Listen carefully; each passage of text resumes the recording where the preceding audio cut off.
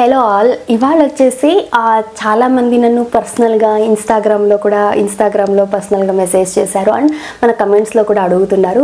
మీ YouTube channel intro లేదు అక్క, intro కొంచెం చెప్తే బాగుంటుంది, అంటే మీ గురించి కొంచెము మీరు ఇంత అంటే పేరెంటింగ్ కానీ ప్రెగ్నెన్సీ పేరెంటింగ్ ఇన్ని ఫుడ్ గురించి కానీ ఇన్ని విషయాలు మీకు తెలుసు కదా, ఎలా తెలుసు, కొంచెం మీ ఛానల్లో ఏముంటుంది క్లియర్గా మాకు ఎవరైనా వచ్చిన వాళ్ళు కొత్తగా బయో అయితే చూసి చాలామంది బయో చూడు వీడియో కోసం సెర్చ్ చేస్తారు యూట్యూబ్ ఛానల్ ఇంట్రో ఉందా అనేసి.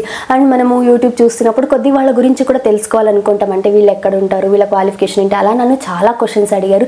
మీరు ఎక్కడ ఉంటారు, మీది ఓన్ హౌసా రెంటెడ్ హౌసా, మీ హస్బెండ్ ఏం చేస్తారు, మీరు మాంటిసరీ కోర్స్ ఏమైనా చేశారా, మాంటిసరీ టీచర్గా వర్క్ చేశారా, మీరు ఏం జాబ్ చేశారు, ఇప్పుడు జాబ్ చేస్తున్నారా, ఓ మై గాడ్ ఇలా చాలా క్వశ్చన్స్ అయితే అడిగారు. బట్ నేనైతే కొద్ది రోజులు అంటే అట్లీస్ట్ ఒక 1000 సబ్స్క్రైబర్ అని మన ఛానల్కి 1000 సబ్స్క్రైబర్స్ అయిన తర్వాత ఒక ఇంట్రో లాగా చేద్దామనేసి వెయిట్ చేస్తున్నాను. ఫైనలీ మన ఛానల్ ఇప్పుడు 1K ఫ్యామిలీ గ్రో అయిందనమాట. ఫస్ట్ మైల్ స్టోన్ అయితే రీచ్ అయ్యాము. అందరికీ థ్యాంక్ యూ సో మచ్. ఎవరైతే సబ్స్క్రైబ్ చేసుకొని ఇలా గ్రో అవ్వడానికి సపోర్ట్ చేసిన ప్రతి ఒక్కరికి thank you so much. Me support and encouragement ఎప్పుడూ నాకు ఇలాగే ఉండాలని మనస్ఫూర్తిగా కోరుకుంటున్నాను. ఛానల్ ఎందుకు స్టార్ట్ చేశాను, ఛానల్ ఏముండబోతుంది అనే దానికన్నా ముందు ఇది చెప్పాలంటే నా గురించి కూడా కొంచెం చెప్పాలన్నమాట. అంటే ఎందుకు ఈ ఐడియా ఎలా వచ్చింది అనేది తెలియాలి కదా అందరికీ కూడా. సో మీ అందరికీ నా పేరు తెలుసు, హరీశ్వరి. మా ఆయన పేరు లోకేష్. మేము ఉండేది బెంగళూరులో. మాకు ఒక బుజ్జి పాప ఉంది, 2 years ఓల్డ్. తను నాకన్నా ఎక్కువ మీ అందరికీ ధన్వియే బాగా పరిచయం. ఈ మధ్య అయితే తన కోసమే వీడియోస్ చూస్తున్నాము, తనతో ఇంకా ఎక్కువ యాక్టివిటీస్ చేపియండి, చాలా చాలా ముద్దుగా మాట్లాడుతుంది అంటున్నారు. అసలు అలా కమెంట్స్ చూసినప్పుడు చాలా హ్యాపీగా అనిపిస్తుందండి. మీ పాజిటివిటీకి, మీ బ్లెస్సింగ్స్కి, ధన్వి మీద చూపిస్తున్న ప్రేమకి really whole heartedly thank you so much అందరికీ. సో ఇది మా ఫ్యామిలీ అయితే, మేము ముగ్గురము బెంగళూరులో ఉంటాం మేము. అండ్ మా ఆయన వచ్చేసి ఐటీ సాఫ్ట్వేర్ అండి. నేను 2 years మాంటిసరీ టీచర్గా వర్క్ చేశాను ప్లే హోమ్లో. అండ్ 5 years నేను ఐటీ ఎంఎన్సీలో వర్క్ చేశాను అకౌంట్ డిపార్ట్మెంట్లో. ఇది మా జాబ్ గురించి అయితే. అండ్ అసలు నేను ఇలా ఒక యూట్యూబ్ ఛానల్ స్టార్ట్ చేస్తాను అని ఏ రోజు కూడా కల్లో కూడా అనుకోలేదు. ఎందుకంటే చిన్నప్పటి నుంచి కూడా నేను స్కూల్ చదివే టైంలోంచి కూడా ఏ కేటగిరీ అంటే ఫస్ట్ బెంచ్ ఉంటారు చూడండి స్టూడెంట్స్, ఆ కేటగిరీ అనమాట. ఎప్పుడు స్కూల్లో కానీ కాలేజ్లో కానీ ఫస్ట్ ఉండాలి, ఫస్ట్ రావాలి అని ఆ కాన్సెప్ట్, ఆ మైండ్తోనే ఉన్నాను. ఏ రోజు స్కూల్ కానీ కాలేజ్ డేస్ ఏవి ఎంజాయ్ చేయలేదు. 24 గంటలు ఎప్పుడు ఫస్ట్ రావాలి, చదువుకోవాలి, బుక్, ఇలాంటి మైండ్ సెట్తోనే పెరిగాను. అలాగే నేను చిన్నప్పుడు నాకు ఆశ ఏమనిందంటే 10th క్లాస్ నేను 10th ఫినిష్ చేసేంత వరకు సాఫ్ట్వేర్. అప్పటికి నాకు సాఫ్ట్వేర్ అంటే చాలా పెద్ద జాబ్, నేను సాఫ్ట్వేర్ జాబ్ నేను చెయ్యాలి, ఇది నాకు ఆశ, నా డ్రీమ్ అనమాట. అలా ఉన్నింది. 10th క్లాస్లో టాపర్గా వచ్చి చాలా కాలేజెస్లో నాకు ఫ్రీగా సీట్ ఆఫర్ చేసినా కూడా నేను ఇంటర్మీడియట్లో నేను ఎంపీసీ అయితే తీసుకునే కాలేదు. అసలు నేను ఇంటర్మీడియట్ చదవడానికి కూడా కాలేదనమాట. కొన్ని ఫ్యామిలీ కండిషన్స్, అవి మరి అంత చెప్పుకొని అంత మరీ ఓవర్ పర్సనల్ అయిపోతుంది అంత డెప్త్గా చెప్పేకైతే. కానీ నాకు అప్పుడున్న కండిషన్లో ఈ హార్టికల్చర్, అగ్రికల్చర్ ఇవి కొన్ని ఉన్నాయి చూడండి, ఈ డిప్లొమా, ఇవన్నీ కొంచెం అకాడమిక్ ఇయర్ లేట్గా స్టార్ట్ అవుతుంది. అంటే మామూలుగా అయితే అన్ని జూన్లో స్టార్ట్ అయితే ఇంకొద్దిగా సెప్టెంబర్ ఇలా స్టార్ట్ అవుతాయి అనమాట. నాకు అప్పుడున్న కండిషన్కి ఏదో ఒక కాలేజ్లో జాయిన్ అయిపోవాలి, లేకపోతే నా స్టడీస్ ఆగిపోతాయేమో, కండిషన్ అలా ఉన్నింది, ఫ్యామిలీ కండిషన్, కొన్ని పర్సనల్ రీజన్స్ అయితే. అలా ఉన్నప్పుడు నేను అన్మూడిటికి అప్లై చేశాను అనమాట. అగ్రికల్చర్, హార్టికల్చర్, వెటర్నరీ 3 వచ్చాయి. అప్పుడు నేను కొంతమంది పెద్దవాళ్ళ సజెషన్ తీసుకుంటే హార్టికల్చర్ బాగుంటుంది, ఫ్యూచర్లో మంచి గ్రోత్ ఉంటుంది, నువ్వు ఇది నేను తీసుకో అన్నారనమాట. సో వాళ్ళ సజెషన్ తోటి అలా నేను డిప్లొమా హార్టికల్చర్ చేశాను అనమాట. దాని తర్వాత నేను అగైన్ బీఎస్సీ హార్టికల్చర్, నా గ్రాడ్యుయేషన్ వచ్చేసి బీఎస్సీ హార్టికల్చర్ నేను చదివింది. అండ్ అప్పటి వరకు కూడా ప్రతిదీ టాపర్ అండి, ఎక్కడ నేను తగ్గలేదు. నేను అదే కాన్సెప్ట్లో చెప్పొచ్చు చెప్పకూడదు నాకు తెలియదు. అంటే మన గురించి మనం ఇంకా చెప్పుకునే ఆప్షన్ వేరే ఎక్కడ రాదు కదా. అట్లీస్ట్ ఇప్పుడు ఇంకా హౌస్ వైఫ్, ఇంకా మదర్ అయిపోయిన తర్వాత అయితే ఇంకా ఒత్తిగా జీరో మన గురించి. ఇంకా మనం ఆలోచించడమే మర్చిపోతాం. అట్లీస్ట్ అవకాశం, ఇలాంటి ఒక ఛాన్స్ వచ్చినప్పుడు చెప్పుకోవడం తప్పే లేదని నేను ఫీల్ అవుతాను. అలా డిప్లొమా వరకు కూడా టాపర్గానే ఉన్నాను అనమాట, ఫస్ట్ ప్లేస్లోనే. దాని తర్వాత తెలుగు మీడియం అండి, నేను చిన్నప్పటి నుంచి చదివింది తెలుగు మీడియమే. తర్వాత బీఎస్సీ హార్టికల్చర్కి వెళ్ళిన తర్వాత అక్కడ ఇంగ్లీష్ మీడియం, పేరుకి ఇంగ్లీష్ మీడియమే కానీ జస్ట్ సబ్జెక్ట్స్ అంతే, మిగతా అంతా కూడా తెలుగునే ఉంటుంది. కాకపోతే నేను అక్కడ ఫేస్ చేసిన డిఫికల్టీ ఏమి అంటే కంప్లీట్గా నాకు ఈ సైన్స్ బ్యాక్గ్రౌండ్ ఇదంతా లేదనమాట. అక్కడికి వెళ్ళిన తర్వాత చాలా ఛాలెంజెస్ అయితే ఫేస్ చేశాను. అందరూ ఇంగ్లీష్ మీడియం స్టూడెంట్సే ఉంటారు అక్కడ, అందులో నేను తెలుగు మీడియం అయ్యుండి ఇంకా నేను ఏమైంది ఆ డెడికేషన్ ఇంకా ఎక్కువైంది అనమాట. లేదు నేను ఇక్కడ కూడా నేను టాపర్గా రావాలి అన్నట్టుగా ఫస్ట్ 3 ప్లేసెస్లో ఉండడానికి ట్రై చేసేదాన్ని. అండ్ అప్పటి వరకు ఆ సాఫ్ట్వేర్ కథ వెళ్ళిపోయింది. ఇంకా నెక్స్ట్ స్టేజ్ వచ్చింది ఏమైంది, హార్టికల్చర్ నాకైతే కొద్దిగా ఇష్టం ఉండలేదు. కానీ జాయిన్ అయిన తర్వాత దాని మీద ఆబ్వియస్లీ మనం ఏది చూస్ చేసుకున్నామో ఇంకా దాని మీద లవ్ ప్యాషన్ పెరుగుతుంది కదా, అలా నేను ఇంట్రెస్ట్గానే తీసుకున్నాను. నెక్స్ట్ నా టార్గెట్ ఏం పెట్టుకున్నాను, సైంటిస్ట్ అవ్వాలి అని చెప్పేసి చాలా కలలు కన్నాను. దానికోసం చాలా ఎఫర్ట్స్ కూడా పెట్టాను అనమాట. కాకపోతే నా ఎడ్యుకేషన్ బీఎస్సీతోనే ఆగిపోయింది. ఎంఎస్సీ సీట్ కూడా వచ్చిందండి, ఫ్రీ సీట్ వచ్చింది, తెచ్చుకున్నాను. ఆ ర్యాంక్ కూడా తెచ్చుకున్నాను కష్టపడి. అంతమంది స్టూడెంట్స్, ఇంగ్లీష్ మీడియం స్టూడెంట్స్తో కూడా కాంపిటీషన్లో నేను పార్టిసిపేట్ చేసి నేషన్ వైజ్ ఎగ్జామ్లో కూడా నేను క్వాలిఫై అయ్యి సీట్ కూడా వచ్చింది. కాకపోతే కొన్ని ఫినాన్షియల్ కండిషన్స్, మేజర్గా ఈ మిడిల్ క్లాస్ ఫ్యామిలీస్లో దెబ్బ తగిలేది ఎక్కడ అంటే డబ్బుల విషయంలోనే కదా, అదే నా విషయంలో కూడా జరిగింది. కొన్ని ఫినాన్షియల్ కండిషన్స్ వల్ల నేను ఎంఎస్సీ జాయిన్ అవ్వలేకపోయాను. సో అక్కడికి నా సైంటిస్ట్ కల బ్రేక్ అయిపోయింది, ఇంకా అంతే. సో అట్లీస్ట్ దాని తర్వాత అయినా సరే ఇంకా ఆలోచించాను అనమాట. ఇంకా నేను ఇక్కడ జాబ్ ఏదైనా చేద్దాం, నెక్స్ట్ కొద్ది ఫ్యామిలీకి సపోర్ట్గా ఉంటుంది అనుకున్నాను. కాకపోతే అసలు అప్పటికి ఎంఎస్సీలు పిహెచ్డీలు చేసి చాలామంది మన ఆంధ్రాలో జాబ్ లేక ఎంతోమంది ఉన్నారనమాట. ఈ సబ్జెక్ట్లో పర్టికులర్గా మా సీనియర్స్ కానీ చాలామంది, వాళ్ళకే జాబ్ లేదు. ఇంకా అప్పుడప్పుడు వచ్చిన సచివాలయం పోస్టులు, ఫీల్డ్ వర్క్లు ఉంటాయి. నాకు అది చేయడం లిటరలీ ఇష్టం లేదు. అంటే నాకున్న హెల్త్ కండిషన్స్కి నాకు ఆస్తమా ఉండింది, డస్ట్ కొద్దిగా తగిలినా కూడా నాకు అయ్యేది కాదనమాట. సో నేను వెళ్ళి అలా నేను తిరగలేను, నా హెల్త్ని కూడా నేను ఆలోచించుకోవాలని చెప్పేసి. అండ్ నాకున్న టార్గెట్ వేరే ఉండింది, వద్దు. సో నేను వేరే ఏదైనా బెటర్గా ట్రై చేయాలని చెప్పేసి 2016లో బెంగళూరుకి వచ్చాను. అంటే మన హార్టికల్చర్ దీంట్లోనే బ్యాంక్ జాబ్స్, గవర్నమెంట్ జాబ్స్ ఉంటాయి అని తెలుసుకొని అట్లీస్ట్ కంప్లీట్గా అప్పటి వరకు చదివింది వేరు, ఇంకా నెక్స్ట్ చదవబోయేది వేరు అని తెలిసి కూడా వచ్చాను. బ్యాంక్ కోచింగ్ తీసుకుందాం అనేసి బెంగళూరులోనే టైమ్ ఇన్స్టిట్యూట్లో బ్యాంక్ కోచింగ్ కూడా తీసుకొని ఫస్ట్ అటెంప్ట్లోనే ప్రిలిమ్స్, మెయిన్స్, ఇంటర్వ్యూ అన్నీ క్రాక్ చేశాను. సో దానికి హార్డ్ వర్క్ అగైన్ వేరే ఉంటుంది, కొత్త సబ్జెక్ట్స్ కదా, కంప్లీట్గా మ్యాథ్స్ అన్నీ కష్టపడి ఎలాగో తెచ్చుకున్నాను. నా దరిద్రం ఎలా ఉంటుందంటే, అదేదో అంటారే చేతి వరకు వచ్చింది నోట్ వరకు రాలేదు అనేసి. అండ్ లక్ కూడా చాలా చాలా ఇంపార్టెంట్ అండి. నా లైఫ్లో లక్ అసలు ఎప్పుడు నాకు ఫేవరే కాలే. ఈవెన్ టుడే నాకు ఏ రోజు లక్ అనేది ఫేవర్ అయితే కాలేదు. ఒక గాడిదలా కష్టపడుతూనే ఉన్నాను, ఆ లక్ అయితే నాకు రాలేదు. కష్టానికి ఫలితం వరకు దొక్కుతుంది అంతే, ఒకటే చెప్పగలను. అలా నేను ఫస్ట్ టైం అలా ఐబీపీఎస్ ఎస్ఓకి ప్రిపేర్ అయ్యి ఫస్ట్ టైంకే క్రాక్ చేసినా కూడా జాబ్ రాలేదు. ఏం రీజన్ అంటే క్యాస్ట్ రిజర్వేషన్ వాళ్ళకి వచ్చింది, నాకు రాలేదు. అండ్ సెకండ్ టైం వదలలేదు అక్కడికి. సరేలే ఫస్ట్ అటెంప్ట్ రావడమే గ్రేట్ అని నెక్స్ట్ టైం ట్రై చేద్దామని చెప్పేసి సెకండ్ అటెంప్ట్ చేశాను. సెకండ్ టైంలో కూడా ప్రిలిమ్స్, మెయిన్స్, ఇంటర్వ్యూ అన్నీ క్వాలిఫై అయినాయి. ఏజ్ ఫ్యాక్టర్ అడ్డుపడింది అనమాట.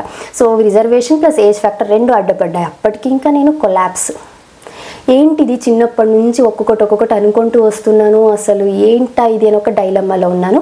అండ్ ఈ గ్యాప్లోనే నేను ఈ బెంగళూరుకి వచ్చిన ఈ కొద్ది రోజుల్లోనే ఇంట్లో వాళ్ళని ప్రతి నెల డబ్బులు అడగలేము, వాళ్ళకున్న కండిషన్కి నేను ఇలా డిమాండ్ చేయలేను. నాకు ఇన్స్టిట్యూట్ ఫీజెస్ కానీ పీజీలో ఉండడానికి కోసం నేను పార్ట్ టైం జాబ్గా చాలా వరకు ట్రై చేశాను. కానీ ఆ టైంలోనే మాంటిసరీ టీచర్గా 2 ఇయర్స్ నేను అప్పుడు ఆ 2 ఇయర్స్ అండి నేను టీచర్గా వర్క్ చేసింది.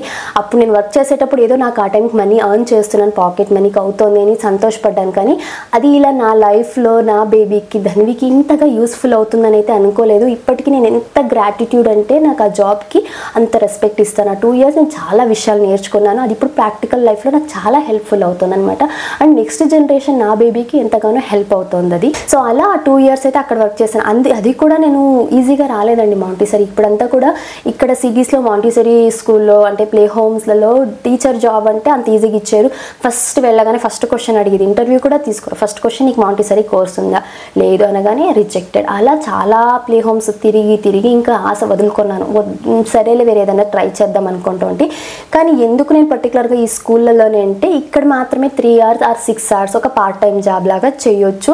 కొద్దిగా ఆ పిల్లలతో ఉన్నప్పుడు ఆ టైం కొంచెం అంత స్ట్రెస్గా అనిపిది అనమాట. సో ఒకలాగా జాయ్ఫుల్గాను ఉంటుంది, సో బాగుంటుంది అన్నట్టుగా మేము ఆలోచించి ఆ టైంలో నేను అనుకొని వెతికాను అనమాట. సో ఇంకా అంత హోప్స్ వెళ్ళిపోయినప్పుడు ఫైనల్గా ఇంకొక స్కూల్ ఉంది చూద్దామనేసి వెళ్తే వాళ్ళు ఇంటర్వ్యూ అంతా తీసుకున్న తర్వాత వాళ్ళు నా ఇంట్రెస్ట్ ఒకటి తీసుకున్నారనమాట. ఓకే, మీకు మాంటిసరీ లేకపోయినా పర్లేదు, ఇంత ఇంట్రెస్ట్ ప్యాషనేట్గా తెలుస్తుంది, మీ స్టడీస్ అన్నీ చూస్తే అర్థమవుతుంది, మీకు ట్రైనింగ్ ఇచ్చి మేము తీసుకుంటాం టీచర్గా అని చెప్పేసి అలా నాకు ట్రైనింగ్ ఇచ్చి అక్కడ నేను కిండర్ గార్డెన్ గ్రూప్ పిల్లలకి టీచ్ అయితే చేశాను.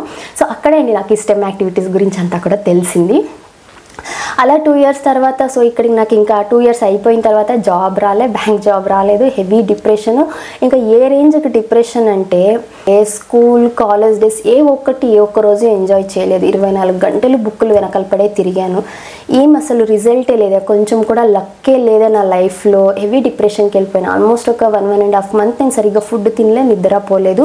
ఒకటంటే పర్లేదు, చిన్నప్పటి నుంచి ఆశపడిన ఏ ఒక్కటి నేను సక్సెస్ కాలేదే. అన్నిటికీ ఒకలాగా గాడిలా కష్టపడుతూనే ఉన్నాను, ఈ రేస్లో ఉరుకుతూనే ఉన్నాను. అయినా ఎక్కడ నాకు అసలు నేను ఎందుకు సక్సెస్ కాలేకపోతున్నాను, ఒక పాయింట్ ఆఫ్ టైంలో అసలు ఎందుకు నేను పుట్టాను అనే రేంజ్కి డిప్రెషన్ కూడా వెళ్ళిపోయాను.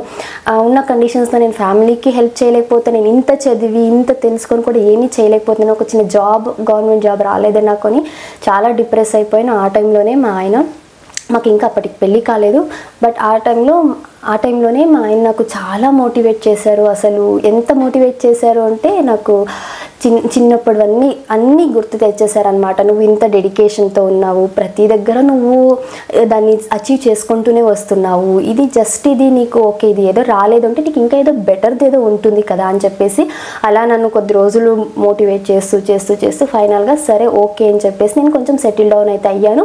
దాని తర్వాత ఇంకా నాకు స్కూల్ జాబ్ అలాగే కంటిన్యూ చేయడం ఇష్టం లేదు. ఎందుకంటే జస్ట్ అది నా పీజీకి నా ఫుడ్కి సరిపోయేంత శాలరీ, ఎక్కడ స్కూళ్ళలో అంతా ఎక్కువ శాలరీ పే చేయరు కదా. సో నెక్స్ట్ ఏదైనా చూసుకోవాలి కదా, ఇంకా గవర్నమెంట్ జాబ్స్ వద్దనుకున్నాను, ఇంకా వద్దు. ఎందుకంటే ఇక్కడ గవర్నమెంట్ జాబ్లో నాకు నచ్చనిది ఏమి అంటే రియల్గా మార్క్స్ వచ్చిన వాళ్ళకి, హార్డ్ వర్క్కి, టాలెంట్కి కాదండి, రిజర్వేషన్కి, ఏజ్కి, ఇలా నానా రకాల ఏమంటారు కండిషన్స్ అన్నీ ఉన్నాయి కదా. నాకు అదైతే అసలు డైజెస్ట్ కాలేదు. సో అప్పుడైతే నేను ఇంకా మా ఆయన అన్నారనమాట, ఎందుకు నువ్వు ప్రైవేట్ సెక్టర్లో ట్రై చేయకూడదు, ఎంఎన్సీకి ఎందుకు ట్రై చేయకూడదు, గవర్నమెంట్ అంటే ప్రైవేట్ బ్యాంక్స్ కూడా ఉన్నాయి కదా అని చెప్పేసి అంటే ఓకే, ఎలాగో అప్పటికే నాకు కొద్దిగా అకౌంట్స్ మీద అంతా మంచి గ్రిప్ అయితే ఉంది, నాలెడ్జ్ ఉంది కదా అని చెప్పేసి ప్రైవేట్ బ్యాంక్స్కి అయితే వెళ్ళని. ఇంటర్వ్యూలు, జాబ్ కూడా ఆఫర్ చేశారు. కాకపోతే ఆ మధ్యలో అక్కడ వర్క్ చేసే ఎంప్లాయీస్ చెప్పిందే భయంకరమైన వర్క్ ఉంటుంది, టార్చరస్ జాబ్, ఇది వద్దండి, ఏదన్నా ఐటీ కంపెనీస్ అంటే ఎంఎన్సీస్లో ట్రై చేయండి, ఇది వద్దు అన్నారు. ఓకే అని చెప్పేసి అలా నేను కొన్ని కంపెనీస్కి అటెండ్ అవ్వాలైతే అని డిసైడ్ అయ్యాను. కాకపోతే ఇక్కడ బిగ్గెస్ట్ ఫియర్ ఏం తెలుసా, నేను చదివింది తెలుగు మీడియం అండ్ మనకు కమ్యూనికేషన్ అయితే అంత స్ట్రాంగ్గా లేదు. అప్పుడు అసలు ఎవరితోనే ఇంగ్లీష్లో మాట్లాడుతున్నారంటే దూరం నుంచి వణికిపోయేదాన్ని అనమాట. అయ్యో ఎలా మాట్లాడాలి ఏంటి అని. దో స్కూల్ టైమ్స్ నుంచి కూడా ఎప్పుడు ఇంగ్లీష్ సబ్జెక్ట్లో టాపర్నే, ఇంగ్లీష్లో మంచి మార్క్స్ వచ్చేవి, ఇంగ్లీష్ అంటే తెలుసు, రాయడం తెలుసు, అర్థమవుతుంది. బట్ అది నేను ఒకరితో మాట్లాడాలి, ఎక్స్ప్రెస్ చేయాలంటే వణుకు, భయం ఉంది అనమాట. సో చాలా మందికి ఉండే ఫియర్ అది, ఎందుకంటే కంప్లీట్ విలేజ్ బ్యాక్గ్రౌండ్ నుంచి వచ్చిండేది, ఆ సరౌండింగ్స్ కూడా అలా లేవు. అలా ఉన్నప్పుడు నేను అసలు దానికి భయపడే నాకు ఏ జాబ్ వద్దు, నేను ఊరు వెళ్ళిపోతాను, ఇంత ఒకలాగా భయపడిపోయాను అనమాట.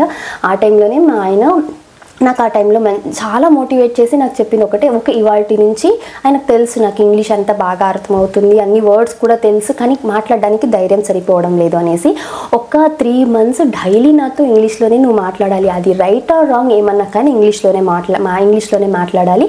అండ్ కొన్ని మాక్ ఇంటర్వ్యూస్ అంటే ఇక్కడ కంప్లీట్గా వేరేలాగా ఉంటుంది కదా, మనకు ఇంటర్వ్యూ అంటేనే చాలా రౌండ్స్ ఉంటాయి. సో అలా ఆయనకి ఎక్స్పీరియన్స్ ఉంది, ఆయన ఆల్రెడీ ఐటీలోనే ఉన్నారు కాబట్టి ఎక్స్పీరియన్స్ తోటి నాకు డైలీ మాక్ ఇంటర్వ్యూస్ అనమాట, మల్టిపుల్ ఇంటర్వ్యూస్ తీసుకున్నారు.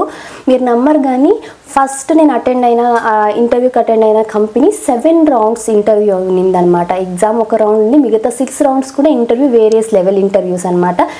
అన్నీ క్రాక్ చేసి ఫస్ట్ అటెంప్ట్కి ఫస్ట్ కంపెనీలోనే నాకు జాబ్ వచ్చింది. సో అదంతా మా ఆయన వల్లే, ఆ గ్రేట్నెస్ తనకి ఇస్తాను. ఎందుకంటే నన్ను ఆ టైంలో మోటివేట్ చేయకపోయింటే నేను ఎక్కడో ఆగిపోయిండేదాన్నేమో అని భయం వేస్తుంది ఇప్పటికీ తలుచుకున్నా. అలా నేను ఒక ఆల్మోస్ట్ 5 years, ఒక 4.5 to 5 years అయితే నాకు ఐటీలో ఎక్స్పీరియన్స్ ఉంది. అండ్ అక్కడ కూడా వేరియస్ షిఫ్ట్స్ అయితే చేశాను. 2018లో నేను అకౌంట్స్ డిపార్ట్మెంట్లో జాయిన్ అయింది అయితే. అండ్ 2019లో మాకు పెళ్ళయింది. నేను జాబ్ చేసిన 1 yearకి మాకు పెళ్ళైతే అయింది. అండ్ ఈ పెళ్ళికి కూడా చాలా స్ట్రగుల్ ఫేస్ చేసాము, అది ఈ వీడియోలో అంత వద్దులేండి దాని గురించి అయితే. కాకపోతే ఇంకా పెళ్ళైన తర్వాత, పెళ్ళికి ముందు వరకు కథ వేరు, ఇంకా పెళ్ళయిన తర్వాత కంప్లీట్గా చేంజ్ అయిపోయింది. అప్పటి వరకు మీరు నమ్మరు కదా, నాకు అసలు టీ పెట్టడం అంటే రాదు, టీ ఎలా చేయాలో కూడా ఒక ఐడియా లేని ఒక కేటగిరీ అమ్మాయి నేను. ఎందుకంటే ఎంతసేపు బుక్కులు, చదువులు, ఇది తప్పితే ఇంకా ఇంటి పనులు, ఇంకా ప్రాక్టికల్ లైఫ్ స్కిల్స్ ఏవి నాకు లేవండి నిజంగానే. గుడ్డిగా చదవడము అంతే, అదొక సబ్జెక్ట్ నాలెడ్జ్ వరకు ఉంది కానీ ఒక ఫ్యామిలీని రన్ చేసే అంత ఇదైతే నాకు ఉండలేదు. ఇంకా పెళ్ళయ్యాక కంప్లీట్ చేంజ్ అయిపోయింది. అండ్ ఏ రోజు మా ఆయన కూడా నాకు అంటే నువ్వు వంట చేయాలి ఇంట్లోని, ఇలాంటి కండిషన్స్ ఇలా ఏ రోజు అడగలేదండి. కానీ ఏ అబ్బాయికి ఉండదు ఇంట్లో వైఫ్ పెళ్ళం వంట చేసి పెడితే తినాలని ఎవరికి ఉండదు. అందులోనూ మా ఆయన చిన్నప్పటి నుంచి ఎల్కేజీ నుంచి హాస్టల్లో ఉన్నారు మా ఆయన. సో పెళ్ళికి ముందు వరకు కూడా రోజు బయట ఫుడ్, ఎప్పుడో హాలిడేస్కి ఇంటికి వెళ్తే ఇంట్లో ఫుడ్ తప్పితే మ్యాక్సిమం బయట ఫుడ్. సో అలా ఉన్నప్పుడు ఆ మనిషికి ఇక పెళ్ళయ్యాక నాకు ఉంటుంది కదా నేనే చేసి పెట్టాలి అని చెప్పేసి దీంతోనే నేను కంప్లీట్గా వంటలు నేర్చుకున్నాను. అండ్ ఇక్కడ చెప్పలేదు కదా, నేను పుట్టింది వచ్చేసి ఆల్మోస్ట్ కర్ణాటక బార్డర్ అనమాట. ఇప్పటికీ ఇంట్లో మేము అమ్మ వాళ్ళ ఇంట్లో కన్నడనే మాట్లాడేది. అండ్ చదివిందంతా ఆంధ్రాలో కాబట్టి తెలుగు నాకు చాలా బాగా వచ్చు. అండ్ మా ఆయన వాళ్ళు తమిళియన్స్, వాళ్ళు తమిళనాడు. సో వాళ్ళ కల్చర్ కంప్లీట్గా వేరు, మాది వేరు. సో ఇది అగైన్ అంతా కుష్క అనమాట. అలా నేను వంటలు నేర్చుకునేటప్పుడు కూడా కొన్ని మా అత్తయ్యతో తమిళ్ వంటలు, కొన్ని మా ఆఫీస్ కొలీగ్స్తో కర్ణాటక స్టైల్ వంటలు, అండ్ నాకు అమ్మ దగ్గర కొన్ని వంటలు ఇలా. సో కర్ణాటక, తమిళ్, తెలుగు వంటలు. ఇంకొన్ని మాకు రొటేషనల్ షిఫ్ట్స్ ఉండేవన్నమాట. అంటే మార్నింగ్, ఆఫ్టర్నూన్, ఈవినింగ్ ఇలా షిఫ్ట్స్ ఉండేవి కదా. సో మేనేజ్ చేసుకోవడానికి హెల్దీగాను ఉండాలి, చాలా త్వరగానే అయిపోవాలనేసి ఇంకా నాకు కొన్ని ఓన్ రెసిపీస్ ఇలా స్టార్ట్ చేసి అలా ఇప్పుడు నేను ఎవరితో నేర్పించుకున్నానో వాళ్ళు నన్ను అడుగుతున్నారు అనమాట రెసిపీస్ ఎలా చేయాలి ఏంటి అనేసి. అండ్ మా కొలీగ్స్ కానీ, మా ఆయన వాళ్ళ కొలీగ్స్ కానీ ఆఫీస్లో ఎప్పుడైనా పాట్లాక్స్ చేసినా లేదంటే పాట్లాక్స్ చేసినప్పుడు మెనూ ఇచ్చేవాళ్ళు అనమాట, ఇది కావాలి అని చెప్పేసి. అంత ప్రో అయిపోయాను అనమాట కుకింగ్లో. అనుకోలేదు ఏ రోజు కిచెన్కి వెళ్ళని అమ్మాయి పెళ్ళైన కొద్ది రోజులు ఈ రేంజ్కి వంటలు నేర్చుకుని అసలు కుకింగ్ వీడియోస్ చెయ్యాలి ఒక యూట్యూబ్ ఛానల్లో, ఆ రేంజ్కి ఎదుగుతారని నాకు తెలీదు. సో దానికి కూడా అగైన్ థ్యాంక్స్ మా ఆయనకి చెప్పాలి. ఎందుకంటే స్టార్టింగ్లో నేను వంటలు నేర్చుకునేటప్పుడు భయంకరంగా చెడగొట్టాను వంటల్ని. బట్ అవి తినడానికి కూడా లేని కండిషన్లో ఉన్నా కూడా ఆయనే బాగున్నాయి, ఓకే ఈ డైలీ ఇంప్రూవ్మెంట్ ఉంది. సో నన్ను అప్రిషియేట్ చేస్తూనే అలా నా వంటలో బెటర్మెంట్ అయితే వచ్చాయి. సో ఇప్పుడైతే ఆయన కంప్లీట్గా నేను కానీ ఇద్దరం అసలు మాకు బయట తినడం మామూలుగానే ప్రిఫర్ చేయము. ఎప్పుడు అకేషన్ ఇంకా వేరే ఊర్లోకి వెళ్ళినప్పుడు అలా ఇష్టపడతాం, కానీ జనరల్గానే ఇంట్లో కుక్ చేసుకొని తినడానికి ఇంట్లో ఫుడ్ని ఇష్టపడతాం, ప్రిఫర్ చేస్తాము. అలా మా ఆఫీస్కి తీసుకెళ్లే బాక్సుల్ని కూడా వాళ్ళ బాక్స్ నాకు ఇచ్చేసి నాది వాళ్ళు తీసుకునేవాళ్ళు. అంత ఇష్టం నా ఫుడ్ అంటే. ఇప్పటికీ నా కమెంట్స్ నన్ను ఫోన్లు చేసి అడుగుతుంటారు ఈ రెసిపీ ఎలా, ఇది ఎలా, ఈ టిప్ చెప్పు అలా అని చెప్పేసి. అలానే నాకు ఆఫీస్లో కూడా కొంతమంది చెప్పేవాళ్ళు అనమాట. అప్పుడు నేను జాబ్ చేసేటప్పుడు యూట్యూబ్ ఛానల్ పెట్టొచ్చు కదా, నీకు చాలా టిప్స్ తెలుసు కుకింగ్లో, నువ్వు చాలా సింపుల్గా ఇంత మార్నింగ్ వచ్చేటప్పటికి ఇన్ని ఐటమ్స్ అని ఇన్ని రెసిపీస్ చేసి తీసుకొస్తావు కదా, అలా నన్ను అనేవాళ్ళు అనమాట. అండ్ మా ఆఫీస్లో కూడా చాలామందికి పీసీఓడి అండ్ పెళ్ళై 8 years 10 years అయిన పిల్లలు లేని వాళ్ళకి కొన్ని నాకు చిన్నప్పటి నుంచి హెల్త్ రిలేటెడ్ కొన్ని టిప్స్ అయితే తెలుసు, ఫాలో అయ్యేదని. అవి వాళ్ళకి చెప్పేవి వాళ్ళకి వర్కౌట్ అయ్యిండే వాళ్ళు. అప్పుడు అనేవాళ్ళు అనమాట, నువ్వు కొద్దిగా యూట్యూబ్ ఛానల్ ఓపెన్ చేస్తే బాగుంటుంది కదా అని. మనకంత సీన్ లేదులే, నేను పట్టించుకునేదాన్ని కాదు, ఏదో జాబ్ చేసుకున్నామా వచ్చామా అన్నట్టుగా ఉండేదాన్ని. సో ఇలా అయితే నాకు వంటల మీద ఐడియా అయితే ఇలా అనమాట. దాని తర్వాత ఇంకా మేము యాక్చువల్గా నెక్స్ట్ బేబీకి అంటే కొద్దిగా బేబీకి కొంచెం టైం తీసుకున్నాము. ఎందుకు అంటే ఫినాన్షియలీ కొద్దిగా సెటిల్ డౌన్ అవ్వాలి. మా పెళ్ళికి అసలు ఇది కంప్లీట్గా చాలా పర్సనల్, బట్ తెలియాలి కదా, అంటే ఊరికి ఏదో బయట కనిపించవని నిజాలు కావు, లోపల చాలా విషయాలు ఉంటాయి, ఎవరి స్ట్రగుల్స్ వాళ్ళకు ఉంటాయి. మా పెళ్ళికి కంప్లీట్గా పెళ్ళికి అయిన ఖర్చు ప్రతి ఒక్కటి నా సేవింగ్స్, మా ఆయన సేవింగ్స్ అండ్ లోన్ తీసుకొని మేము పెళ్ళి చేసుకుంది.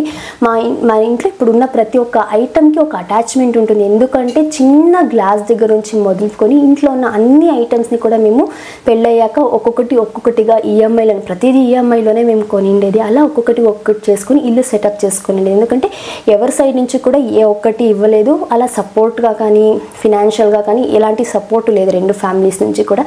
సో అలా అంత లోన్ అమౌంట్ అయితే ఉంది. ఈ టైంలో బేబీ అనుకుంటే మనకే కష్టంగా ఉంది. ఏ మంత్కి ఆ మంత్ ఫుల్ ఈఎంఐసే ఉంటున్నాయి కదా, ఫ్యామిలీ అంటే అంత ఈజీగా అయిపోదు కదా. అలా వద్దు అనుకున్నాం, కొద్ది రోజులు అయితే టైం తీసుకుందాం అనుకున్నాం. ఈ కరోనా మూలంగా ఆ 1 year కాస్త 2 years అయిపోయింది అనమాట కరోనా వల్ల. సో ఆ లోపల కొద్దిగా సెటిల్ డౌన్ అయిందనమాట, ఫినాన్షియలీ కొద్దిగా ఓకే సెటిల్ అయ్యాము. ఈ టైంలో బేబీ అనుకుంటే బాగుంటుంది అన్నట్టుగా అనుకొని బేబీ అనుకున్నాం అనమాట. దాని తర్వాత ఇంకా ఆ టైంలో కూడా ఎలా అయిపోయిందంటే ఇంట్లో పెద్దవాళ్ళు కేర్ తీసుకుంటారు కదా, అమ్మాయి కన్సీవ్ అయిందంటే. సో ఆ కేర్ కానీ ఆ ఇది కానీ త్రూఅవుట్ 9 months నాకు ఎవరి దగ్గర నుంచి రాలేదు. ఇటు నా సైడ్ కానీ అటు మా ఆయన వాళ్ళ సైడ్ నుంచి ఎవరి దగ్గర నుంచి రాలేదు. ఇది ఎందుకు చెప్తున్నానంటే ఒక అమ్మాయికి ప్రెగ్నెన్సీ అండ్ డెలివరీ తర్వాత అమ్మాయిని ఎలా కేర్ చేస్తారో అనేది అమ్మాయి లైఫ్ లాంగ్ మైండ్లో గుర్తుండిపోతుంది. అంతకుముందు దాని తర్వాత ఎంత చూసుకున్నా ఎంత ఇదిగా ఉన్నా కూడా విషయాలు ఏవైనా కూడా మర్చిపోతారేమో. బట్ ఆ క్రూషియల్ పీరియడ్ ఒక అమ్మాయి లైఫ్లో, ఎందుకంటే తను ఇంకొక బేబీని క్యారీ చేస్తూ ఆ టైంలో ఎలా ఉంటుందని, బేబీ పుట్టిన తర్వాత కండిషన్స్ కూడా చాలా డిఫర్ అవుతాయి. సో ఆ టైంలో నాకు Day 1 నేను కన్సీవ్ అయిన తర్వాత నుంచి నా డెలివరీ రూమ్ మా బేబీ పుట్టేంత వరకు కూడా అన్ని విషయాలు తోడుంది మా ఆయన ఒకరే. ఆయనకు వంట రాకపోయినా నాతో పాటు కొన్ని పనులు షేర్ చేసుకొని ఆయనకు తెలిసిన ఏవో చిన్న కొద్దిగా స్నాక్స్ లాగా చేసి పెట్టి నన్ను కేర్ తీసుకున్నారనమాట. ఏ రోజు ఏ ఒక్కరి చేత్తో కూడా నేను తినిందే లేదు ఏ ఇంట్లో వాళ్ళ దగ్గర నుంచి. అందరం బాగానే ఉన్నారు, బాగాలేక ఏమీ కాదు. ఎలా అయిపోయిందంటే మా కండిషన్ మా దగ్గర నుంచి ఎక్స్పెక్ట్ చేసేదే కానీ మనకు చేయాలి, కొన్ని మొక్కలు అట్లుంటాయేమో తెలీదు. అండ్ మా ఆయన కూడా అంతే, ఎవరి దగ్గర ఏమి ఎక్స్పెక్ట్ చేయరు, మీరు ఇవి చేయాలి అన్నట్టుగా. సో అలా అయిపోయి ఇప్పటికీ ఈవెన్ టుడే ఎవరైనా మామూలుగా అంటారు కదా ఇంట్లో పెద్దవాళ్ళు ఉంటే కొద్దిగా హెల్ప్ అవుతుందని, మా విషయానికి వస్తే ఎవరైనా ఉంటే బర్డెన్ అవుతుంది. ఇది టు బి హానెస్ట్ చెప్తున్నాను. సో అందరూ ఉండడం నాకు ఇష్టమే అవుతుంది. అంటే అంటారు కదా నలుగురు ఉంటే 4 పనులు చేస్తే త్వరగా అయిపోతుందని చెప్పేసి. అలా అది ఎందుకో మాకు అదృష్టం లేదో నాకు మా ఆయనకు తెలియదు కానీ మా దగ్గర నుంచి ఎక్స్పెక్టేషన్సే ఎక్కువ ఉంటాయి. అంటే మీరే నాకు చేయాలి. ఈవెన్ నేను కన్సీవ్గా ఉన్న డెలివరీ తర్వాత కూడా నా దగ్గర నుంచి ఎక్స్పెక్ట్ చేశారు కానీ నాకు చేయాలని అయితే ఎవరు అనుకోలేదు. ఆ అదృష్టం నేను తీసుకొని రాలేదేమో, దానికి ఈవెన్ టుడే నేను బాధపడతాను. అండ్ ఇద్దరు ఇళ్ళలో వాళ్ళతో కూడా బాగానే ఉన్నాం, బాగానే మాట్లాడుతున్నాం. అండ్ మాకు నోరు తెరిచి ఇది మాకు చెయ్యండి, హెల్ప్ నాకు చేయండి, నా వల్ల అవ్వడం లేదు, నాకు కొద్ది రోజులు వంట చేసి పెట్టండి ఇలా అడిగే క్యాండిడేట్స్ మేము కాము, అది వాళ్ళకి తెలుసు. సో ఇలా సాగుతుంది. ఇది మా ఫ్యామిలీ గురించి అయితే ఇలా సాగుతోంది. అందుకే నేను చాలా వరకు వీడియోస్లో కూడా చెప్పాను, మీకు ఒకవేళ చూసుకునే వాళ్ళు ఉన్నారు అంటే దాన్ని ఓవర్ అడ్వాంటేజ్ తీసుకోకండి.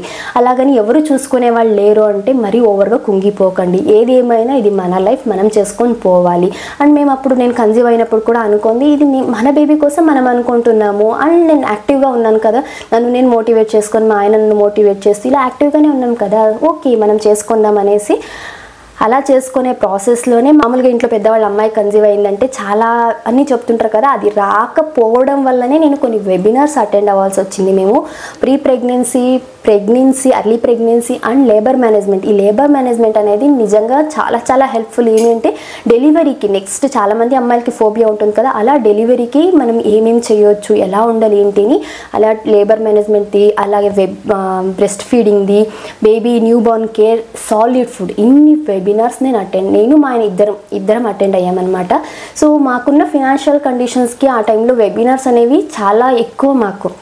బట్ మాకు ఇప్పుడు ఒక బేబీ అనుకుంటున్నప్పుడు అంత ఈజీగా అయిపోదు. ఎవరో పెద్దవాళ్ళు ఉన్నారు చూసుకుంటారంటే అది వేరే కథ, మనమే చూసుకోవాలన్నప్పుడు.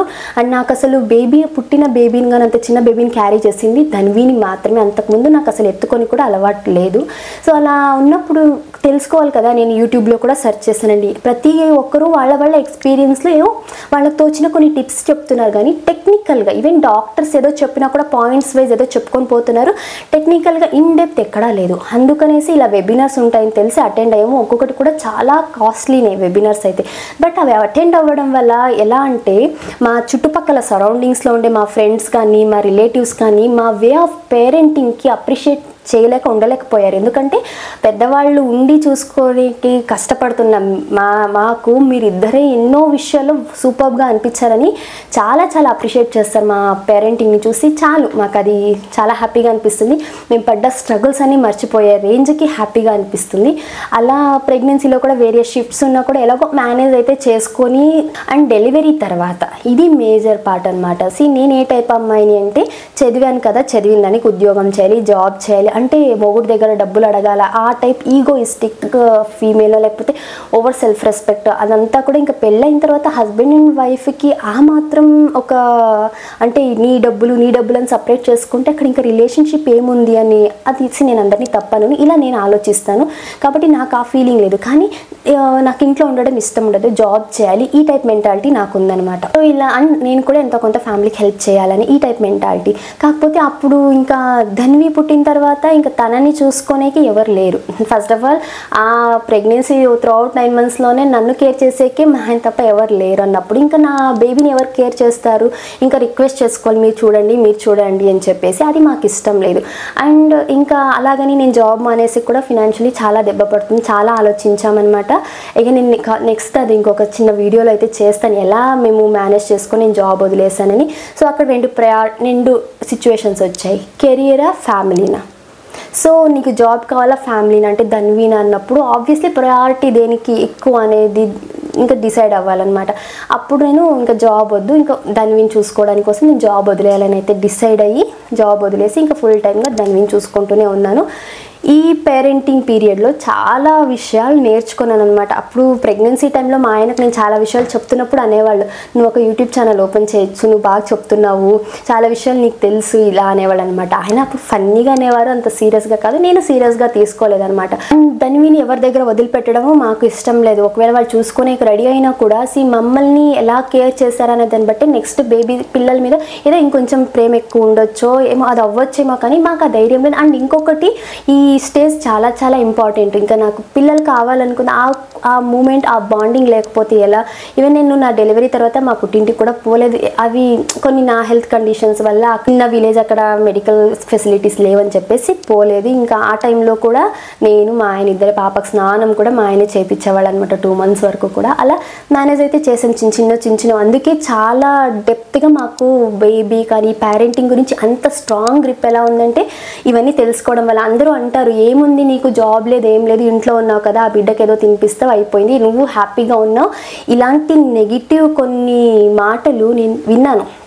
ఫ్యామిలీ మెంబర్సే అది అన్నప్పుడు చాలా హర్టింగ్గా ఉంటుంది. ఎందుకంటే పిల్లలు అన్నాక ఖచ్చితంగా ఏదో మా ధన్వి ఏమో సూపర్ అని కాదు, చాలామంది చేసే మిస్టేక్ ఏమి అంటే, మా పాప ఇట్లా, మా వాడు ఇట్లా ఎప్పుడు ఏడుస్తూనే ఉంటాడు, నాకు అసలు నెమ్మది లేదు, వాడు పుట్టిన తర్వాత లేదా అది పుట్టిన తర్వాత నుంచి నాకు టైమే ఉండడం లేదు, వీళ్ళతోటే సరిపోతుంది, మా పర్సనల్ లైఫ్ లేదు, ఇలా అన్ని కంప్లైంట్స్ తెచ్చి పిల్లల మీద వేస్తారు.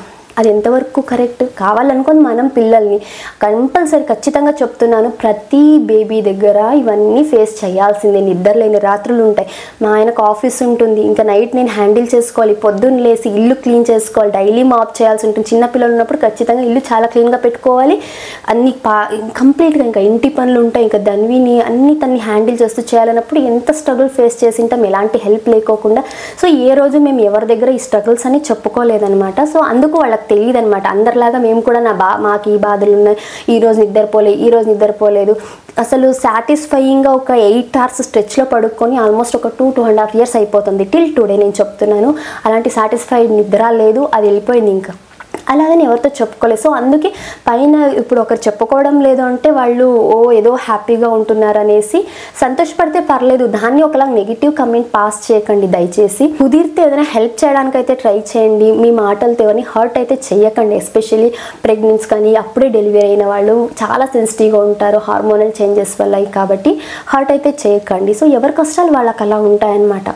అలా ఉన్నప్పుడు 1.5 year అయిపోయింది, ధన్వి కూడా 1.5 year అయింది, తనకు అన్ని చూసుకుంటున్నా చేస్తున్నా. ఈ టైంలో నాకు అనిపించింది అనమాట, కొన్ని పేరెంటింగ్స్ ఇన్ని తెలుసు కదా, ఒక ఇన్స్టాగ్రామ్ అకౌంట్ ఓపెన్ చేద్దాము, ఇన్స్టాగ్రామ్లో షేర్ చేద్దాం ఈ పేరెంటింగ్ టిప్స్, ఎంతో కొంతమందికి హెల్ప్ అవుతుంది కదా అనేసి అనుకొని మా ఆయన్ని అడిగితే ఫస్ట్ బిగ్ నో, వద్దు అన్నారు. ఎందుకు అంటే నాకు మీరు నమ్మరు కదా, నేను family and food for ever account open చేసేంత వరకు నాకు ఇన్స్టాగ్రామ్ అకౌంట్ లేదు, ఈవెన్ టుడే నాకు ఫేస్బుక్ అకౌంట్ లేదు.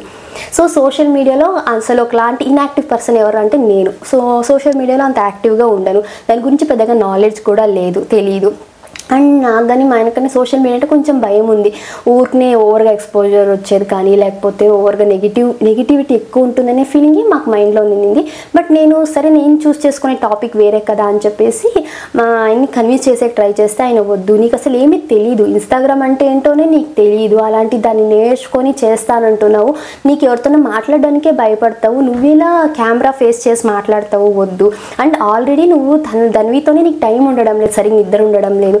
ఎలాంటి స్టేజ్ అంటే తన్ని ఎత్తుకొని వంట చేయాలి, ఎత్తుకొని ఇల్లు క్లీన్ చేయాలి, పడుకునేటప్పుడు కూడా తనకు పక్కనే ఉండాలి, కొద్దిగా కదిలినా కూడా లేస్తుంది. సో ఇలాంటి కంప్లీట్, ఎందుకంటే ఎవరైనా ఉంటే వేరే వాళ్ళకి అలవాటు పడి ఉండేవాళ్ళు పిల్లలు. సో ఎవరు లేనప్పుడు కంప్లీట్గా ఒకే పర్సన్కి అన్నప్పుడు నాకు ఇంకో హ్యాండ్ ఎలాగో అలా ధన్వి ఇంకో హ్యాండ్ ఎప్పుడు క్యారీ అవుతూనే ఉండాలి, నీకు ఇంకా టైం ఎక్కడిది, అన్నెసెసరీ బర్డెన్ తీసుకోవద్దు అన్నారు.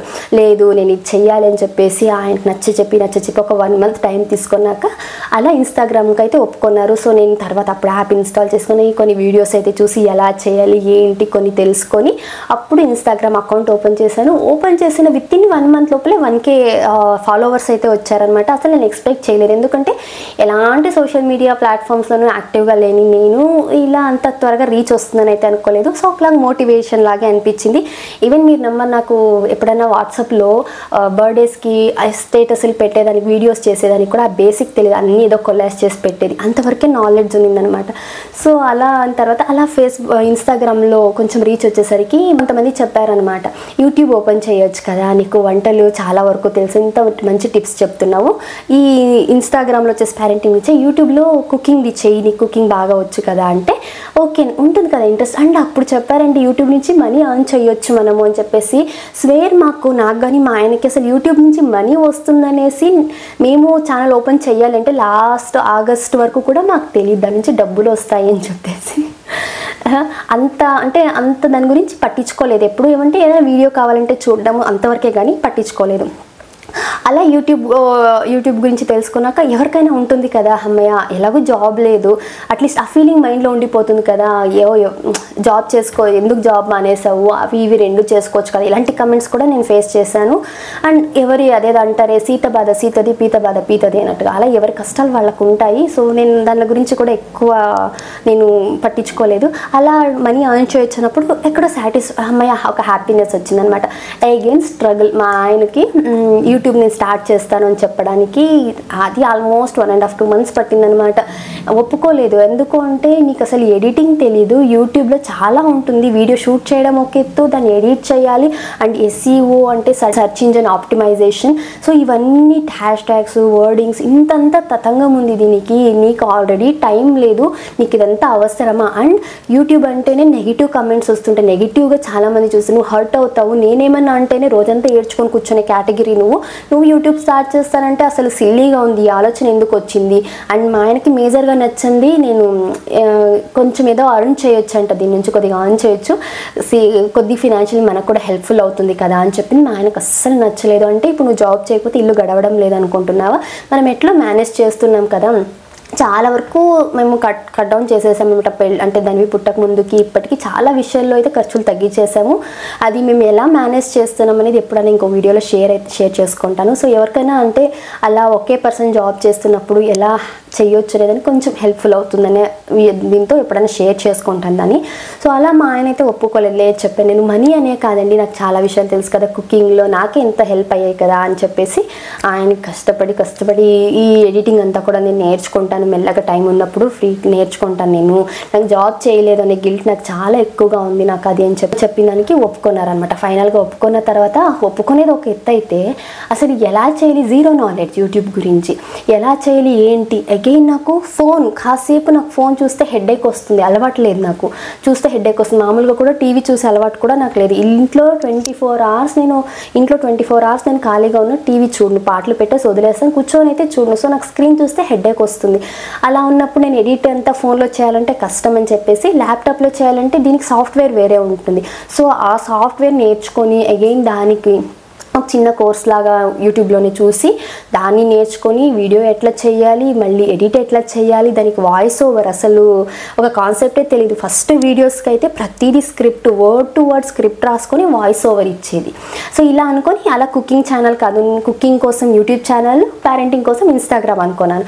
బట్ కొద్ది రోజులకి నాకు అసలు సాటిస్ఫైయే కాలేదు. ఎందుకంటే నేను ఇంత నేర్చుకొని ఉండేదాన్ని, ఇన్స్టాగ్రామ్లో 1 or 2 minutesతో నేను ఎంత చెప్పగలను, జస్ట్ ఏదో క్యాప్షన్స్ ఇవ్వగలను. ఎంతమంది మీరు క్యాప్షన్స్ని చూసి ఫాలో అవుతున్నారు, క్యాప్షన్స్ని చూస్తారు, ఆ టైంకి ఇన్స్పైరింగ్ అనిపించలేదు, ఆ టైంకి ఏదైనా నేర్చుకోవచ్చు, అట్లే వదిలేస్తారు. మహా అయితే సేవ్ చేసుకుంటారు, ఆ సేవ్ చేసింది కూడా మళ్ళీ అసలు ఓపెన్ కూడా చేసి చూడరు. నాకు అది ఇష్టం లేదనమాట. నాకు ఫస్ట్ యాక్చువల్గా ఓపెన్గా చెప్తున్నా, నేను ఆన్ చేద్దామనే మైండే ఉండింది, కానీ నాకంటూ ఒక సెల్ఫ్ సాటిస్ఫాక్షన్ అనేది ఉంటుంది చూడండి, ఆత్మాభిమానం, అది మీట్ అవ్వలేదన్నమాట. నాకు అది ఎందుకో నచ్చలేదు. నాకు వద్దు, ఇన్స్టాగ్రామ్లో ఓన్లీ 1-2 minutesదే అది రీచ్ కూడా చాలామందికి అది యూస్ఫుల్గా కూడా అనిపిదు. సో యూట్యూబ్లోనే కొన్ని పెద్ద వీడియోస్ లాగా నేను నేర్చుకొని ఉండేది. ఎంతమందికి తెలుసండి దీనికంతా వెబినార్స్ ఉంటాయని? ఒకవేళ ఉంటాయని తెలిస్తే ఎంతమంది దీన్ని అఫోర్డ్ చేయగలరు, ఎంతమంది దాన్ని పే చేసి దాన్ని నేర్చుకోవాలనుకుంటారు కదా. అలా సో నాకు తెలిసింది నేను షేర్ చేసుకుందాంలే అనే ఉద్దేశంతో నేను అప్పటికి కుకింగ్ కొన్ని వీడియోస్కి స్టాప్ చేసి పేరెంటింగ్ని స్టార్ట్ చేద్దాం అనుకున్నాను. అప్పటికి ప్రెగ్నెన్సీది, న్యూ బార్న్కి 2 ఫేజ్ అయిపోయింది, అప్పటికి లేట్ అయిపోయింది. ఇంకా దాన్ని ఇప్పుడు టాడ్లర్ స్టేజ్లో ఉంది. తనది చెప్పేదా, ఈ ప్రెగ్నెన్సీ చెప్పేదా, ఇది చాలా డైలమా అనమాట. ఎలా స్టార్ట్ చేయాలి ఏంటి ఒక క్లారిటీ లేదు, ఒక ఐడియా లేదు. అండ్ ఇంకొక సాడ్ థింగ్ ఏమి అంటే నేను చూస్ చేసుకున్న ఈ కేటగిరీ అంత స్పీడ్గా బూస్ట్ అయ్యేదో లేదంటే మంచి గ్రోత్ వచ్చేలాంటి కేటగిరీ అస్సలు కాదు.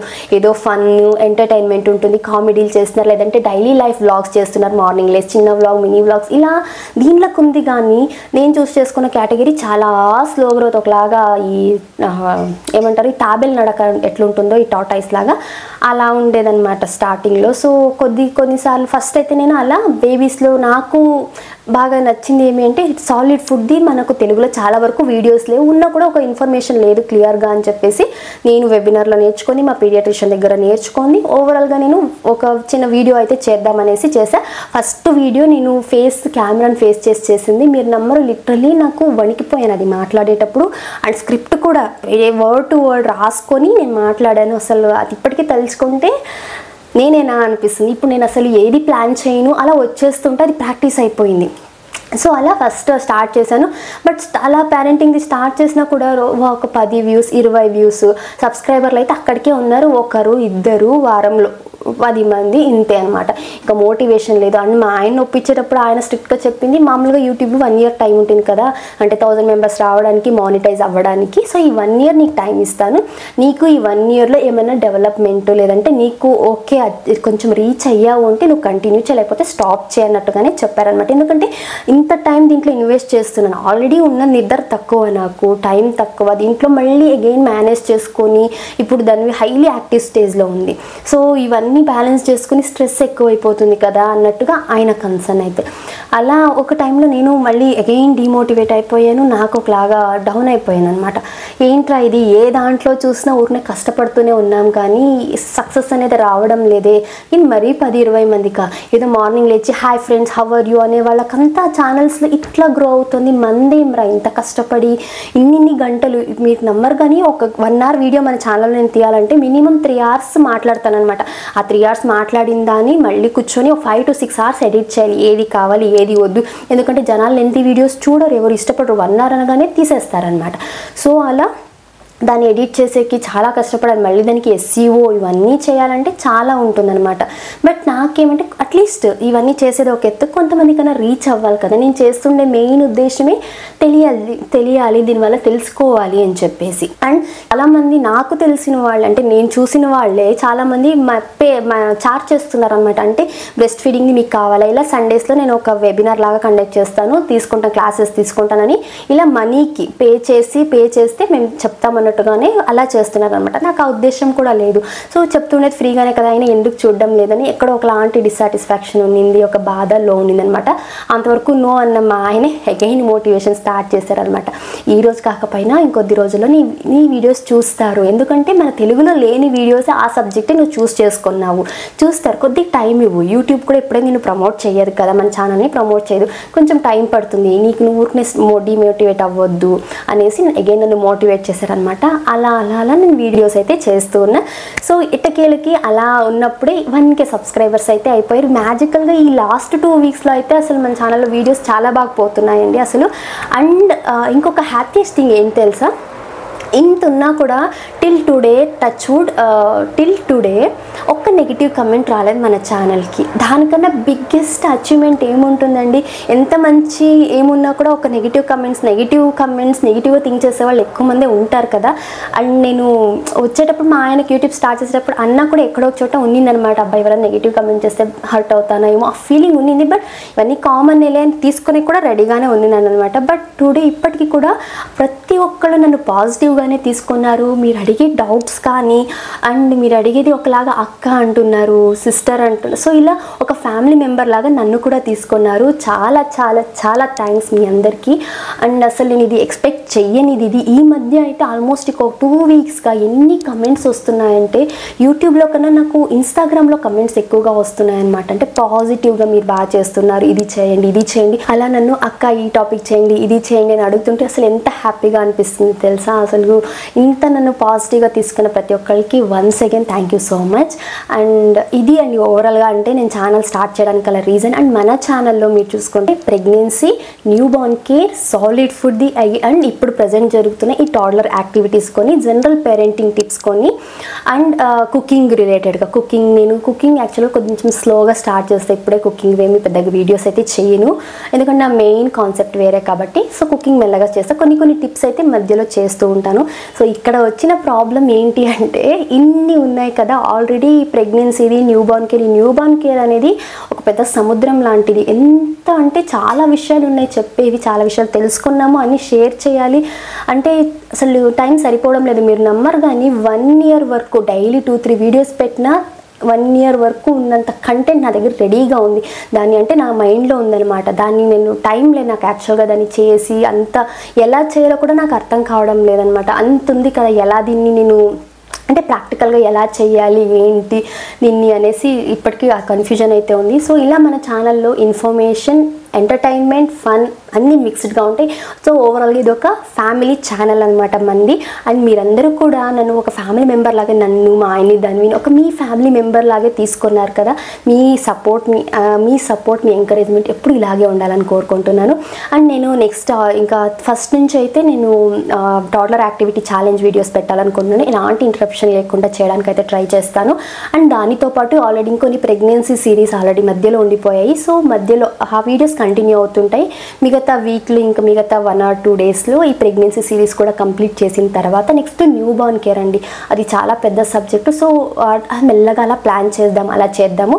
అండ్ కుకింగ్వి, బేబీ ఫుడ్ కానీ ఇలా కుకింగ్ది కానీ నేను షార్ట్ వీడియోస్లో, ఇంకా పేరెంటింగ్ రిలేటెడ్ మోస్ట్లీ షార్ట్స్ అయితే చేయను. ఎందుకంటే నేను షార్ట్స్ చూసే రకాన్ని కాదు, షార్ట్స్ చూసి నేను నేర్చుకొని నేను ఎలా ఆలోచిస్తానో అలాగే మన ఛానల్లో ఉండబోతుంది. అంటే నేను క్లియర్గా తెలుసుకోవాలి, ఒక సబ్జెక్ట్ ఏదైనా చూస్తే తెలుసుకోవాలి క్లియర్గా అనుకుంటాను. అలా కంప్లీట్ ఇన్ఫర్మేషన్ ఇచ్చేలాగే ఉంటాయి. అండ్ మీరు మన ఛానల్లో ఇచ్చే ఇన్ఫర్మేషన్ని ట్రస్ట్ చేయొచ్చు. ఎందుకంటే నేను ఎక్స్పర్ట్స్ దగ్గర నేర్చుకుంది. అండ్ ఒక వీడియో ఏదైనా నేను చెయ్యాలి అంటే మీరు నమ్మరు కానీ ఎంత బ్యాక్గ్రౌండ్ వర్క్ చేస్తాను తెలుసా. అసలు ఆల్రెడీ అయిపోయిండేది కదా, దాన్ని మళ్ళీ నేను రీకాల్ చేసుకోవాలి. అండ్ ఇంకా ఇప్పటికి ఏమన్నా మా చేంజెస్ వచ్చాయని మా పీడియాట్రిషియన్ని లేదా గైనకాలజిస్ట్ని ఇలా వాళ్ళ దగ్గర నేను కాల్స్లోనే వాళ్ళ దగ్గర ఇన్ఫర్మేషన్ తెలుసుకొని ఒక యాక్యురేట్ ఇన్ఫర్మేషనే ఇవ్వాలి. ఊరికి ఏదో ఆషామాషిగా ఏదో అలా చెప్పేస్తే అయిపోదు కదా. సో మోస్ట్లీ ఆ హార్డ్ వర్కే అనుకుంటాను. ఇప్పటి వరకు మీ పాజిటివ్ రెస్పాన్స్ నాకు అందుతోంది. సో ఇలా అయితే నేను ప్లాన్ చేస్తున్నాను, ఇలా వీడియోస్ ఈ విధంగా చేద్దాం మన ఛానల్లో. అండ్ అప్పుడప్పుడు కొన్ని ఫన్నీగా దానివి కొన్ని క్యూట్ వీడియోస్, తను మాట్లాడేది అయితే రోజంతా తన యాక్టివిటీస్ కానీ మాట్లాడేది రికార్డ్ చేస్తే రోజంతా కూడా అంటే ఈ బిగ్ బాస్లో లైవ్ ఉంటుంది అట్లా చేయాల్సి వస్తుంది. అన్ని క్యూట్ యాక్షన్స్ చేస్తుంది. అండ్ మన యూట్యూబ్లో నాకు నచ్చింది ఏమంటే బేబీ వీడియోస్ పెడితే కమెంట్స్ టర్న్ ఆఫ్ అయిపోతాయి. ఆ వీడియోస్ని అసలు ప్రమోట్ కూడా చేయదండి, ఒకరిద్దరికి కూడా షార్ట్స్లో సజెస్టే చేయదు. నాకు అసలు నచ్చడమే లేదు. ఏదో ఇంకా నా సాటిస్ఫాక్షన్ నేను ఎలాగో రికార్డ్ చేసుకుంటున్నాను, అది నా గ్యాలరీలోనే ఉండిపోయింది అనేసి నేను చాలా వరకు నేను షేర్ చేయడం లేదు. చాలా అసలు తను మాట్లాడే క్యూట్ అయితే చాలా ఉన్నాయి తను చేసే యాక్షన్స్. చూద్దాం కుదిరితే వాటిని నేను ఇన్స్టాగ్రామ్లో అయితే షేర్ చేస్తాను. అండ్ ఇంకా మీకు ఏదైనా సజెషన్స్ ఉంటే అంటే నా ప్లానింగ్ అయితే ఇది. అండ్ ఎప్పుడైనా మేము ట్రావెల్కి ఇంతకుముందు ధన్వి పుట్టకముందు అయితే ఎవ్రీ మంత్ ఏదో ఒక ట్రిప్ వెళ్ళే వాళ్ళము. ఇంకా ధన్వి పుట్టాక కొద్దిగా మేము ప్లాన్ చేసుకున్నాం అంటే ఫినాన్షియల్లీ ఎలా మేనేజ్ చేయాలనేసి. కాబట్టి ఎవరివైనా బర్త్డేస్ ఉంటేనో అట్లా ఎక్కడికైనా ఏదో ఒక ప్లేస్కి ట్రావెల్ చేస్తున్నాము. అండ్ ఏమన్నా ఫెస్టివల్స్ ఉన్నా, ఫ్యామిలీ అకేషన్స్ ఏమన్నా ఉన్నా ఇలా కొన్ని ఫ్యామిలీ వ్లాగ్స్ లాగా అయితే ఉంటాయి. ఓవరాల్గా మన ఛానల్లో ఇది అండి పేరెంటింగ్ది వ్లాగ్స్ ఇవి ఉంటాయి మన ఛానల్లో. అండ్ చాలాసేపు చెప్పేసి బోర్ కొట్టించినట్టున్నాను. ఇంతసేపు ఓపిక్గా నా ఇంట్రో విన్నందుకు thank you so much. And మీకు ఏమైనా ఐడియాస్ ఉంటాయి అంటే ఇప్పుడు నాకు ఇన్ని ఉన్నాయి కదా పేరెంటింగ్వి, ప్రెగ్నెన్సీవి, బేబీ రిలేటెడ్వి ఇవన్నీ. ఒకవేళ మీకు ఇంకేమైనా ఐడియా ఉంటే ఇలా చేయండి బాగుంటుందని మీరు ఏమైనా సజెషన్స్ ఇచ్చినా I'm very happy and I'm ready to take your suggestions అండి. దాంట్లో ఏమైనా నాకు వర్కౌట్ అవుతాయంటే ఖచ్చితంగా నేను ఇంప్లిమెంట్ కూడా చేస్తాను వాటిని. సో ఇప్పటికైతే మీకు అంటే నా గురించి, మన ఛానల్ గురించి, ఎందుకంటే ఇంకా ఛానల్లో నన్ను ఒక ఫ్యామిలీ మమ్మల్ని మీ ఫ్యామిలీ లాగా తీసుకున్నప్పుడు కొద్దిగా మా గురించి కూడా తెలిస్తే బాగుంటుంది కదనే ఉద్దేశంతో ఈ ఇంట్రో వీడియో అయితే చేస్తున్నాను. అండ్ నా హంబుల్ రిక్వెస్ట్ ఏమంటే ఏమైనా పేరెంటింగ్వి మీరు చూసినట్టుగా వదిలేయకండి. దయచేసి మీ ప్రాక్టికల్ లైఫ్లో వాటిని ఇంప్లిమెంట్ చేయండి. అప్పుడే కదా ఇంత కష్టపడి వీడియోస్ చేసిన దానికి ఎవరైనా దాన్ని ఫాలో అవుతేనే కదా నాకు ఒక సాటిస్ఫాక్షన్ వస్తుంది. సో మీరు కూడా తప్పకుండా మీకు వర్క్ నచ్చింది అంటే మీ లైఫ్లో దాన్ని ఇంప్లిమెంట్ చేసుకోండి. అండ్ ఈ 5 years బేబీ యొక్క లైఫ్లో 5 years చాలా చాలా ఇంపార్టెంట్. దానికి పేరెంట్స్ మనం మ్యాక్సిమం వీలైనంత టైం వాళ్ళకు స్పెండ్ చేస్తే వాళ్ళు ఇంకా రెస్ట్ ఆఫ్ ద లైఫ్ వాళ్ళు కేర్ చేసుకుంటారు. మనం ఎక్కువ టెన్షన్ తీసుకోవాల్సిన అవసరం అయితే ఉండదు. సో ఇది ఓవరాల్గా వీడియో అయితే నా గురించి అండ్ మన ఛానల్ గురించి మీతో షేర్ చేశాను, ఎంతో కొంత షేర్ చేశానని అయితే అనుకుంటున్నాను. అండ్ మీకు ఇంకా ఏమైనా వీడియోస్ కావాలి, ఇంకా సజెషన్స్ ఏమున్నా కూడా నాకు కమెంట్స్లో మీరు షేర్ చేసుకోండి. And me support, me encouragement ఎప్పుడు నాకు ఇలాగే ఉండాలని మనస్ఫూర్తిగా కోరుకుంటున్నాను. అండ్ నెక్స్ట్ ఇంకా ఫ్రైడే నుంచి మనము టాలర్ యాక్టివిటీ వీడియోస్ అయితే కలుద్దాము. Thank you for watching. Bye bye.